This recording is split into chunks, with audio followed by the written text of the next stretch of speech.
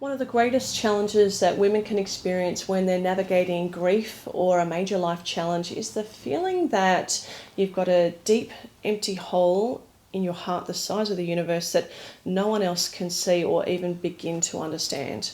And I can certainly recall in my own journey of grief feeling like I was drowning at sea, looking at the surface, wondering if I would ever find air again. I had experienced the symptoms of brain fog, memory loss, emotional reactivity, as well as overwhelm in conjunction with grief.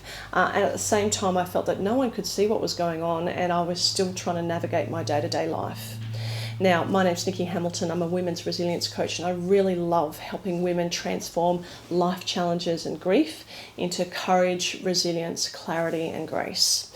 I can recall in my own journey seeking many different ways of being able to help myself, and this included counsellors, support groups, and psychologists. And all of these certainly helped me to a certain degree, but I reached a point where I felt like I was telling my story over and over again in a circular, well-worn, dusty path, and I felt like I was really just getting nowhere. I felt depleted, and I couldn't see a pathway forward. Now, I was very fortunate at that time in my life where I had a girlfriend reach out to me and say, look, do you want to come on a women's wellness retreat with me? And I remember feeling at the time, I don't really want to step out of my comfort zone. I don't want to be around women I don't know. I feel anxious. I've got this big empty hole. No one can see or understand what I'm feeling. I'm very emotional right now, and I just don't think I'm ready to do this. And I can recall at that point in time really reflecting, why am I saying no to someone that wants to help me? And it was at that point in time that I read a quote from Dr. Demartini, and that quote read, whatever you have or have not done, you are worthy of love. And I realised that I'd been resisting some help to be able to make myself be able to step forward, because there was a part of me that felt that I wasn't worthy of joy. I wasn't worthy of a second chance. I wasn't worthy of love. With everything that had happened to me and my family, I certainly felt that I wasn't worthy. And I think the first key tip I give for women in building resilience and transforming grief into clarity is to understand that you are worthy. Whatever you have or have not done in your life, you are worthy of love. Now, with that quote set in my heart, I took the courage to take a step forward on a different path. I mean, I'd reached a crossroads, really. I knew that the pathway I was on was affecting my health. It was affecting my work, and was probably soon to affect my relationship. And I knew that I had to take a step in a different direction, and it took courage. But knowing that I was worthy of love was the first step. Now, on that women's resilience, women's wellness retreat that I went on, I took a week really to set aside time just for me. And I realised in that time that it was the first time that I'd ever just said yes to me.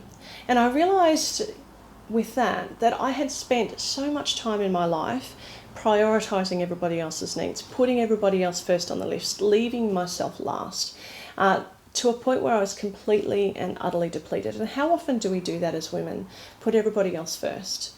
So the second key tip that I'll give you if you're currently navigating grief or a life challenge is to remember to A, you're worthy of love, and B, to start putting your own needs first on the list.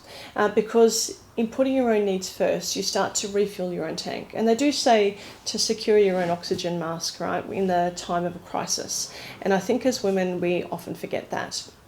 Now, it was on this retreat that I took some time out, started looking after my own needs, that I put together a step-by-step process for myself to be able to navigate my way from a place of brain fog, overwhelm, emotional reactivity, and grief into transforming my life into a place of clarity where I can give out and shine out in a way that serves the world. Now, if you're in a place at the moment where you've been walking in a circular path and feel like you've been getting nowhere, if you feel like you're ready to take a step in a new direction, I'm really looking forward to sharing with you more key tips that can help you start transforming grief into resilience. So if you'd like to know and understand a little bit more about what I offer, then you can simply click the link below. And in the meantime, know, number one, that you're worth it, and number two, that you need to start prioritising you. So my name's Nikki Hamilton. I'm a women's resilience coach. I really look forward to sharing some more information with you to help you navigate grief and a life challenge.